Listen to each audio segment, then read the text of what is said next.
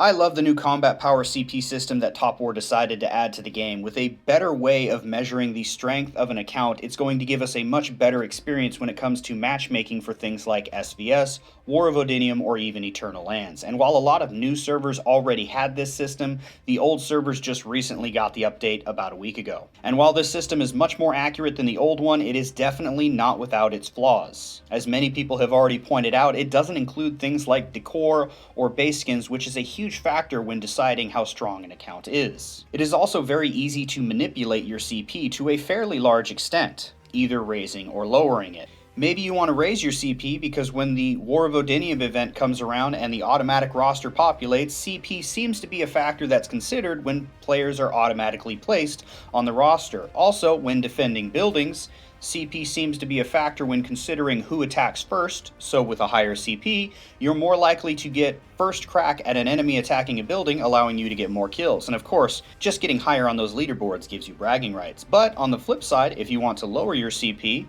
not only can it help just before SVS, if you're hiding on the leaderboards, no one knows to look out for you, and you could definitely hit people that weren't expecting you to be that strong because you didn't appear on the leaderboards. Or if a server en masse lowers their CP, you could potentially get easier matchmakings if that's something that your server would be interested in. While there are plenty of things that can increase your CP, many of them can't be undone, so this video will be focused on the 4 things that both increase but can also decrease your CP.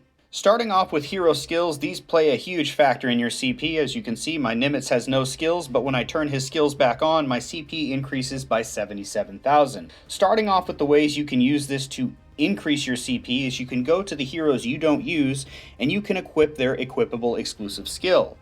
Since the skill can only be used on this hero, you're not wasting anything that could otherwise be used somewhere else, and also if your main march or the marches that you're using are for some reason out of your base and the game autofills some of these heroes in there, having their equipable exclusive skill on can give you just a little bit better chance in battle, or at the very least just take a few more units off of the enemy's march. You can also pack your hero skills by going to the heroes you don't use and equipping high-level skills to them just to increase your CP. As you can see, a level 6 skill will increase your CP by 16,000.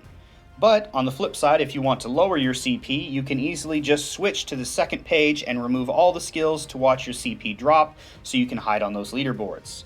This can even be done on the marches that you're using for gathering. After they've reached a tile, you can go ahead and switch to their second page. Since they're already on the tile, the amount they're gathering won't change, but it will lower your CP while it's off. You just have to remember to switch these back on, so it can be a bit tedious. Of the 4 things on this list, hero skills does seem to have the smallest factor, but after turning all my hero skills off, I still was able to drop my CP by about 1 million. Now let's move on to some more effective ways to drop or raise your CP. The next one we have on our list is much less tedious and, better yet, even more effective, and that is working with your equipment. As you equip equipment, of course, you can raise your CP by a fairly substantial amount. A purple piece will give you 250,000 CP, but you can also unequip that equipment at any time to lower your CP by that same amount. And an orange piece of equipment will affect your CP by about 500,000. Now, before I get to the last and most effective way, I wanted to talk about what is possibly the most unreasonable way to lower your CP, but I wanted to bring it up anyway because there's actually not that many ways to lower your CP.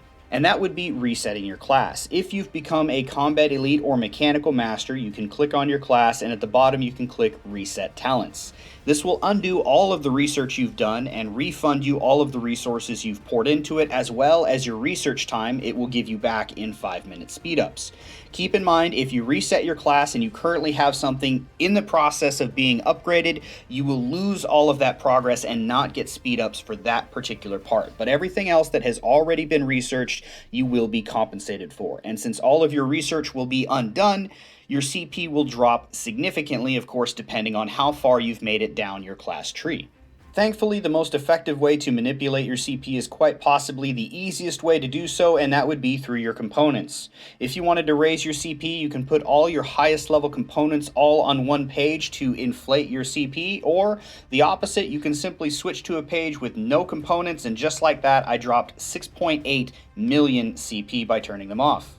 Using some of the methods that I mentioned today, I've been able to swing my CP by 11 million points. I've gone as low as 24 million and as high as 35 million.